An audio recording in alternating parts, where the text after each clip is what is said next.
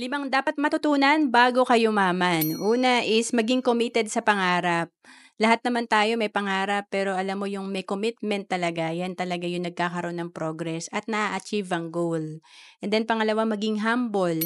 Alam mo may mentor kami and sobrang yaman na niya pero sinasabi niya na hindi pa rin niya alam lahat. Kaya dapat maging humble lang tayo at willing matuto.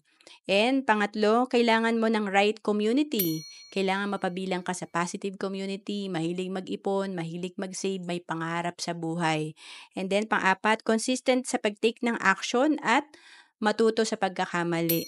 Importante kasi pag nag-take tayo ng action, hindi lang sa simula, kailangan tuloy-tuloy, kailangan talaga consistent tayo. And kapag tayo ay natuto, magiging experience natin ito. Kasi wag lang talaga tayo matakot mag-fail kasi every pagkakamali natin natututo tayo. And then panglima, tamang paghawak ng pera. Importante matutunan mo yung money skill. Kasi lahat naman, yung iba malaki kinikita pero wala pa ring ipon at investment.